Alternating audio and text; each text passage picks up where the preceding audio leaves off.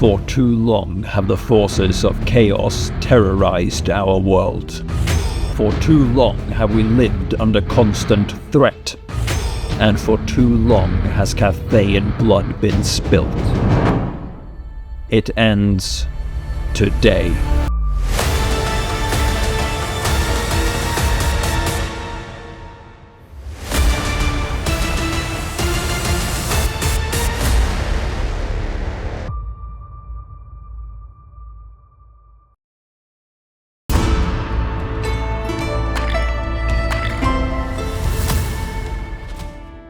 As hopefully made clear by the intro, today we are playing as Cathai. And although this is my first proper Cathai campaign, I'm not going in easy. Because my main goal for this playthrough is to not only complete the short, long, ultimate, and domination victories, but also to wipe out every single Chaos faction in the game. And for this task, I have chosen Miao Ying, the Storm Dragon. Now, besides being the coolest of the 3 Dragon Lords of Cathai, she is, like me, a true hater of chaos. But before we get into all that, we need to secure and unite Cathai itself, because currently we are very far from united. We've got rebel Cathai factions, these ruins that I'm pretty sure are just ruins and nothing else, and even some disgusting Druki led by Lokier Felhart, all which need to be neutralized and secured before we can undertake the saving of the world. So after building a labor bureau to get the growth of Nangao going, we had no more time to waste and marched on Lin Tao of the rebel lords of Nanyang. Now these first battles are usually heavily stacked in the player's favor, but this one was just straight up unfair. Not only did we have Jade warriors, Jade crossbows, and Celestial dragon crossbows, but we also had Sky Junk, which despite its name is anything but trash.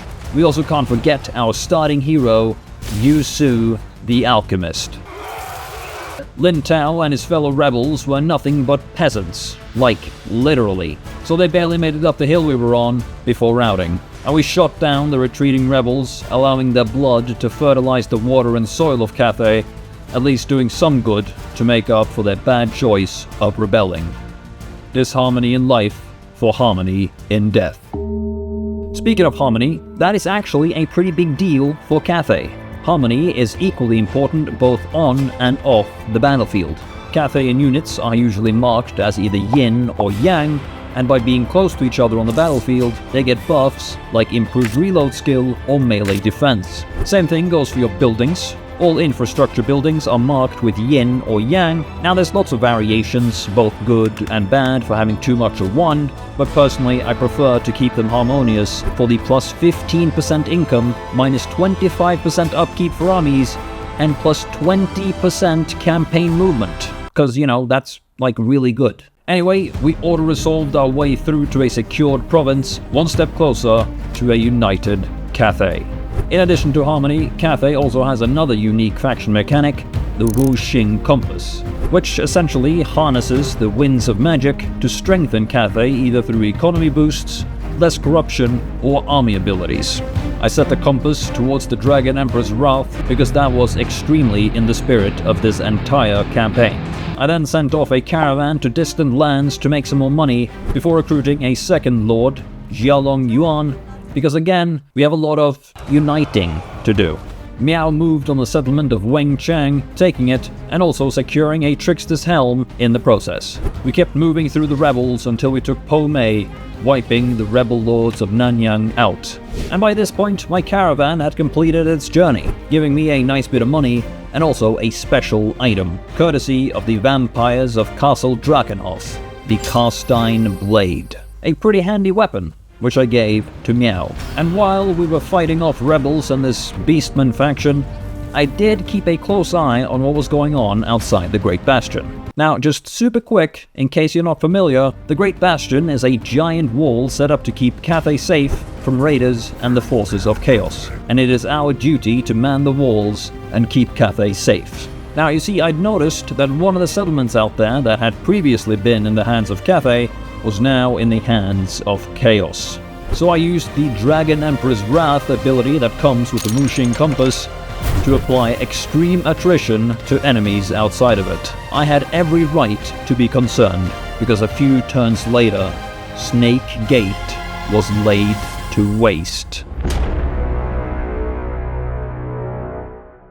Thankfully, Xiaolong was able to retake it, which actually also gave me the Stormwind Coronal, one of Miao Ying's unique items.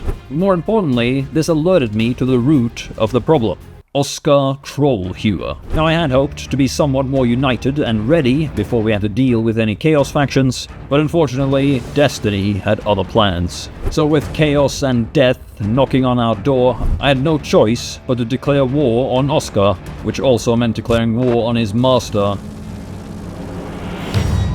Village the Curseling. Dormin wants you.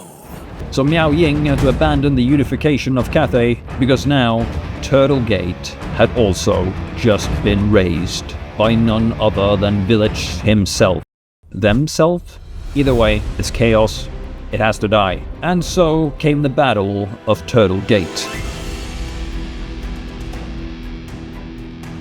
And in the midst of cherry blossom trees on green Cathayan fields, our first battle against the forces of Chaos took place. We formed a staunch line, making sure my units were in harmony with each other, while Miao Ying went ahead to do as much damage as possible before they came at us. Eventually we clashed. Axes and twisted, warped, chaos-fueled bodies slammed against our Jade Warriors, while the Doom Knights wreaked havoc upon our crossbows and Skyjunk. We held our line though. Yu Su threw down spells, wearing them down, while Miao kept Village busy far away from the actual fight. And eventually, we won. A lot of Cathayan lives were sacrificed, but the forces of Chaos had been beaten back. The heavily damaged Miao was also able to wound Village, so although the price on this victory was high, it was worth it. Taking advantage of our hard-won victory, Miao and her army marched straight through the ruins of Turtle Gate until we reached the hideous hideaway of Village and his forces of Chaos. The Red Fortress. Miao transformed herself into the Storm Dragon, attacking the awful garrison of the keep, throwing down spells where she could and keeping them occupied. A heroic act which allowed my Jade Warriors to climb the walls and slowly begin fighting the corrupted forces of the fortress. All while my crossbows and Skyjunk provided excellent and much needed support. And after a long and slow fight, the Red Fortress fell. Which thankfully also meant the end for Village the Curseling. And this victory was not only our first real triumph over Chaos, but it also meant that we got the Van Braces of Yin, completing Miao Ying's set of unique items. We were slowly but surely making our way towards what was to come. So although we had dealt with various rebellions and had somewhat of a rocky start with the Bastion being invaded, we were now somewhat on top of things. But just as things seemed to be going our way, fate intervened once again, reminding me of the plague I can never seem to shake. Vermin. And in this campaign, it was in the terrifying form of Death Master Snikch. Yes.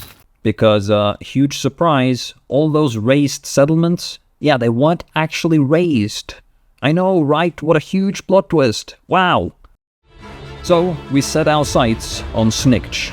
I appointed Honglu Shir, a general gained from an earlier confederation with the Celestial Loyalists, to take point and lead the war on the rats, and set her to take the city of the Shugengan.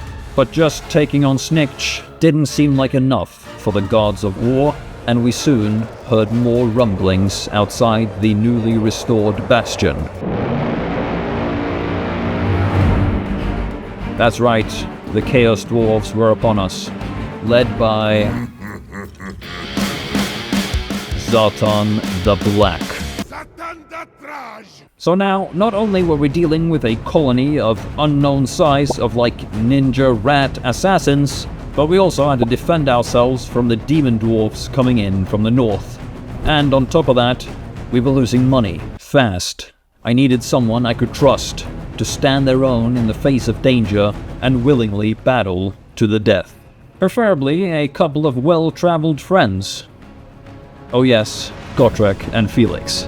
I swear these guys are like fucking everywhere. So we took a detour to some kind of Slaneshi hellscape, saved the lovable fellas, gave Miao Ying the Opposer of Chaos skill, which gives our whole army extra melee defense and ward save when fighting anything Chaos, and once again rode out past the Bastion to defend Cathay.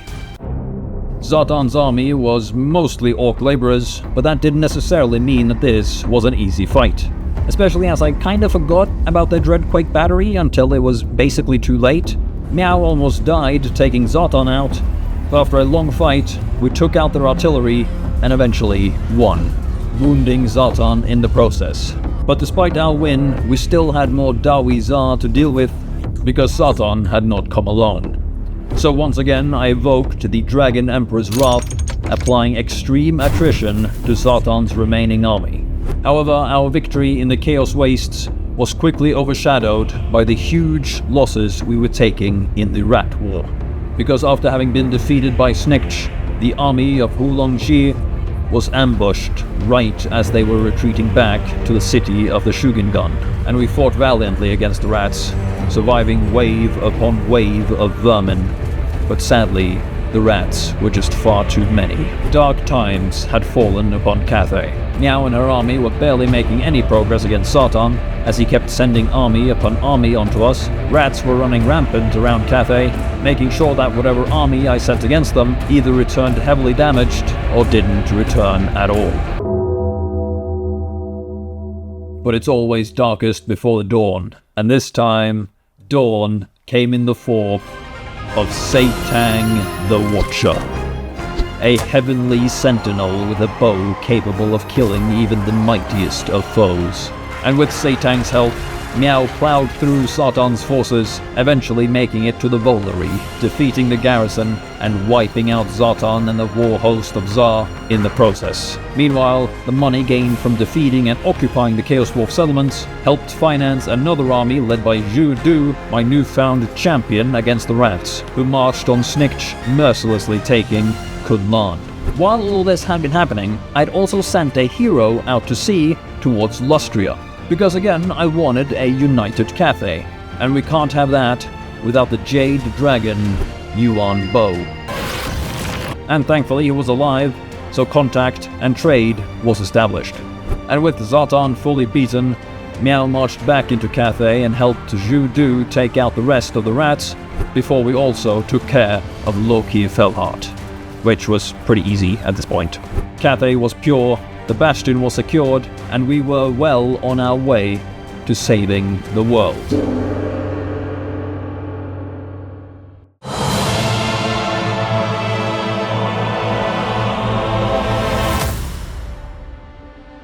So while I had been clearing out rats and Dark Elf hideouts in Cathay, Nurgle corruption was slowly spreading north of the Bastion, as a new terror was presenting himself. Tamarkan. And even though he was destroying or occupying all the settlements I had just taken from Zartan, I barely had time to get Miao back to the Bastion before Tamarkan and another army attacked Dragon Gate.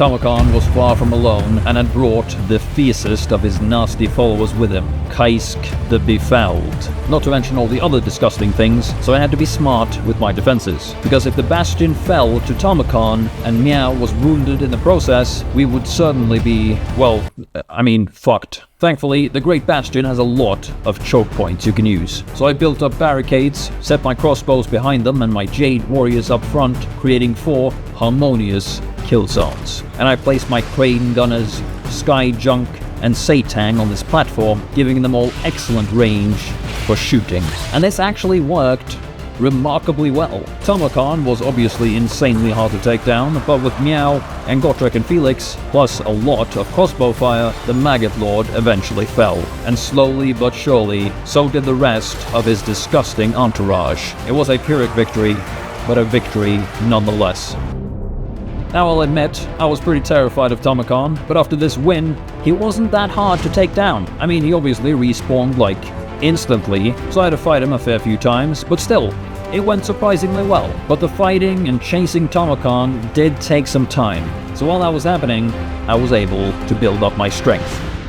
We got a lot of research done, upgraded my armies and settlements, sent off plenty of caravans. Oh, and I was even so lucky as to get not one, but 2 elven nobles in one of them. I know, right? That's like amazing. I also helped Zhao Ming take out Helman Ghost and even confederated with Yuan Bo. So we were finally doing pretty good.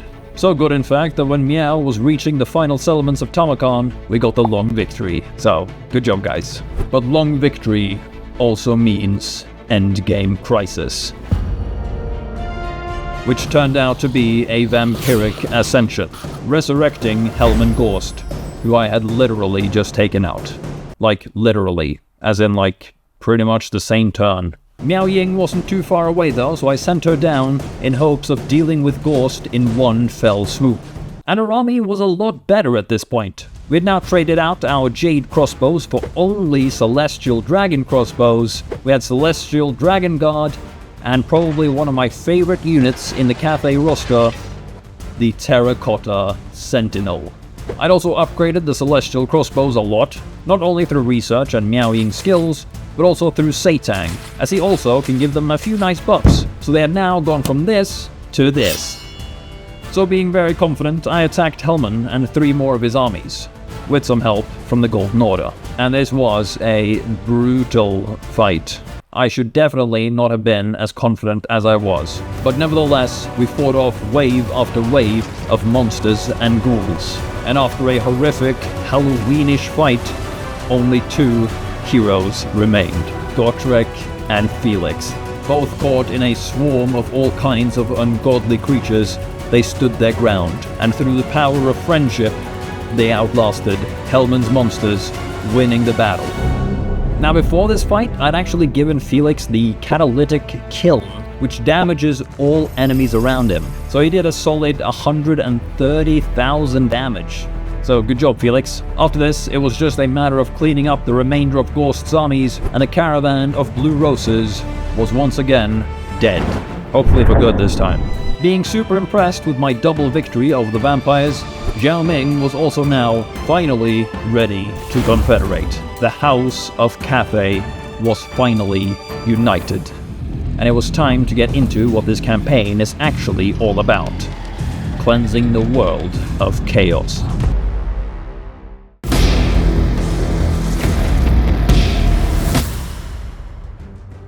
So up until now, we have murdered Zartan the Black, probably also unfortunately freeing tons of greenskin slaves in the process, but you know, gotta take the good with the bad.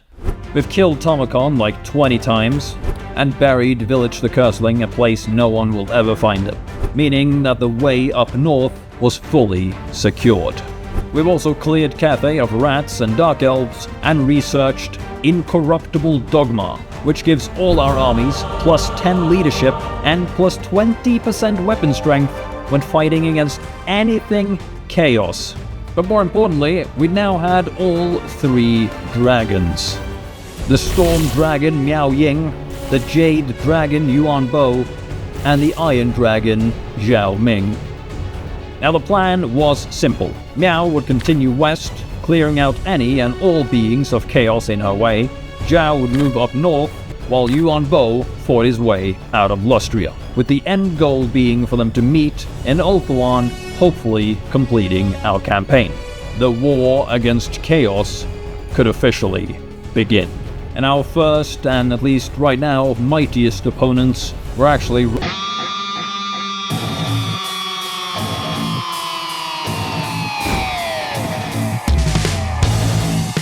Astragoth, Ironhand, and Drazoath the Ashen.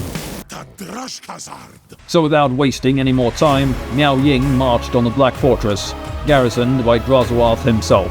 And guys, I don't know, I must be doing something wrong, because I swear, every single battle I seem to have at the Black Fortress turns extremely Pyrrhic.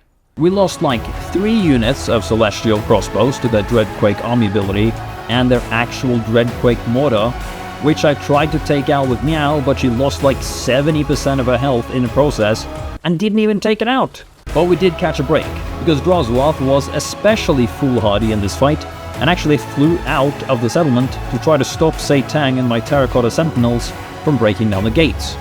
But he died in the process, so... which made it even easier for Sei-Tang to break into the fortress, allowing him and the Terracotta Sentinels to march in.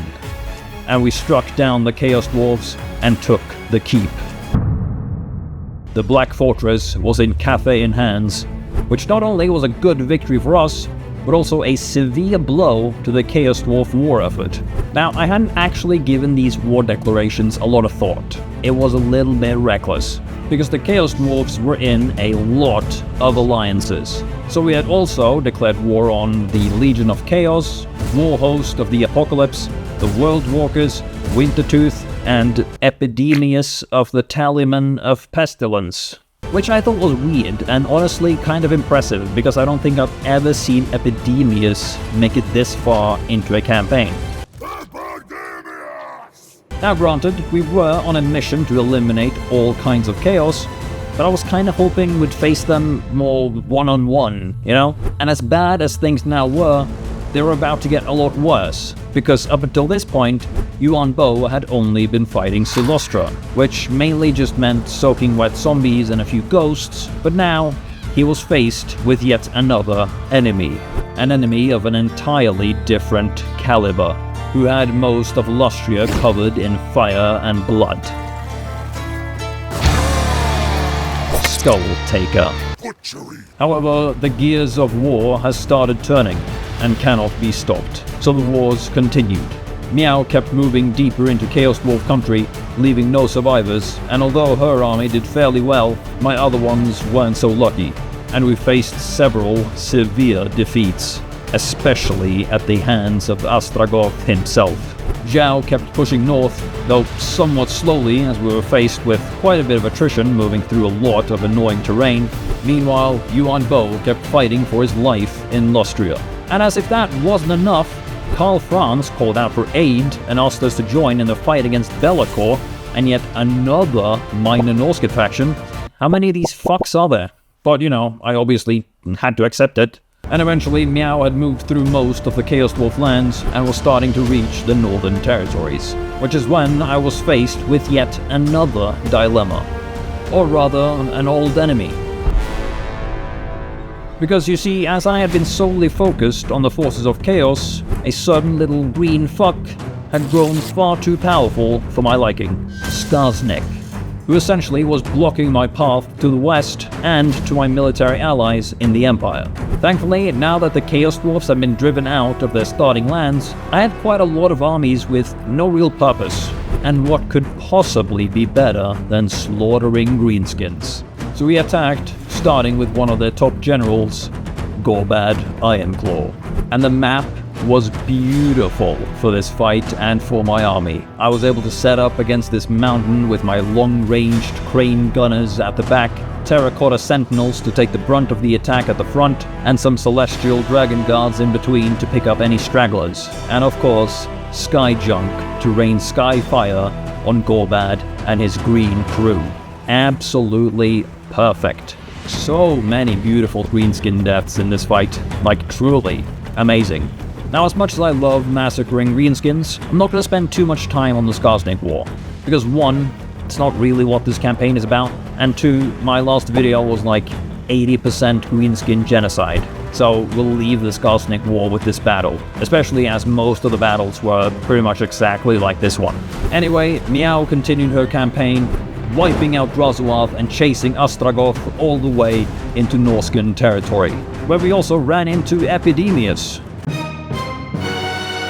Yeah, I mean, this was obviously an extremely easy fight. Again, no idea how he managed to survive this long. He was nothing more than a distraction. But the fight against Epidemius did reveal the final hideout of Astragoth, the lair of the Troll King. And our campaign against the Dawi Tsar had left them pretty devastated. Not a lot of actual dwarf left, it seemed, as most of their armies were orc laborers and hobgoblins, which made for a quick and easy battle, though I'll admit, slightly anticlimactic. However, that meant that we could finally wipe Chaos Dwarves off our kill list for good.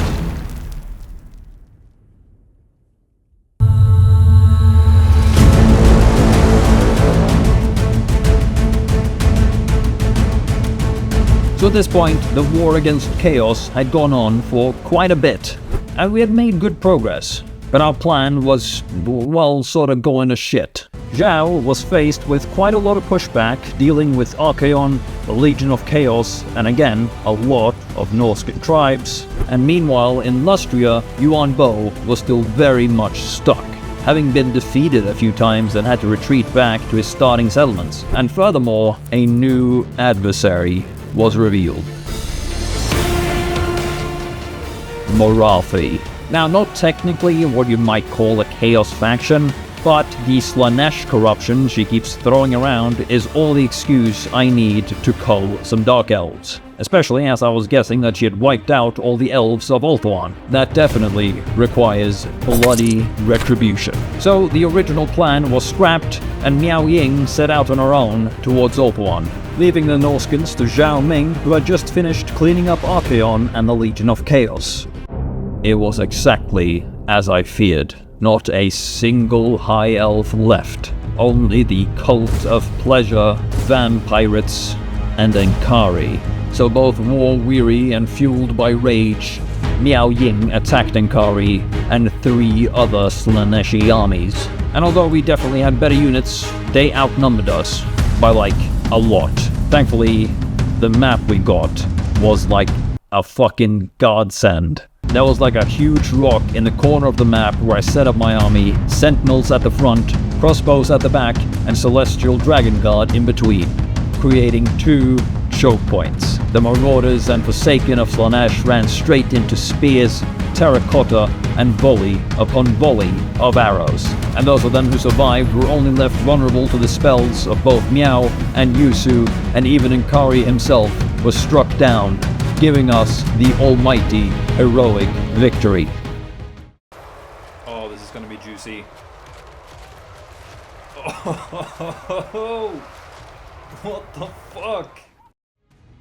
Now, like I said, we were war-weary at this point. Miao had slugged through both fire and ice. Zhao had knocked hundreds, if not thousands, of Norscan marauders off their horses, and Yuan Bo had suffered way too many defeats. It was time to end this. Too much caffeine blood had already been spilt. So I gave Yuan Bo an army of clay, got Zhao and Miao in position, had a sip of my Red Bull, and got to work.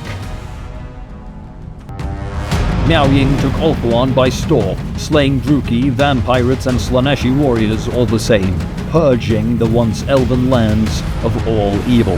Zhao Ming moved through the Norscan mountains with the force of flaming hot iron, melting their fortresses, cleaving trolls in half, and claiming what was left in the name of Cathay. Yuan Bo and his terracotta army ran through the corn-infested jungles of Lustria, giving the Blood God what he so desperately wanted. And after many battles, Miao Ying faced Morathi, Zhao faced Wulfric, and Yuan Bo faced Skull Taker.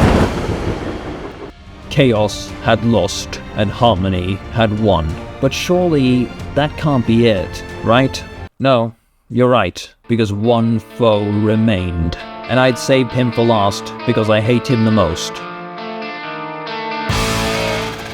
Kairos, Fate Weaver of the Oracles of Siege. A disgusting 2-headed dick of a bird who on numerous occasions have just stolen my lands. So I disbanded all the armies of Miao, Zhao, and Yuan Bo because this final task was one only fit for dragons. We sailed down to the edge of the map, and soon enough we stood face to face with the Fate Weaver himself.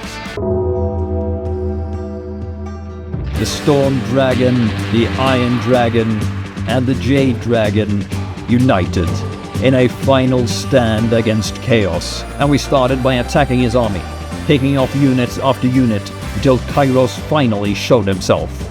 And while Zhao and Yuan Bo dealt with his army, Miao went head to head with Kairos, and soon enough the Fate Weaver's fate was sealed, and with him the oracles of Tzeentch. So now, not only had we met the short, long, and ultimate victory conditions, but through our exploits we had also conquered over 272 settlements needed for the domination victory, and now we had finally achieved our goal of destroying all Chaos factions, finally also giving me the Tobirith victory. And that, dear friends, is how you save the world.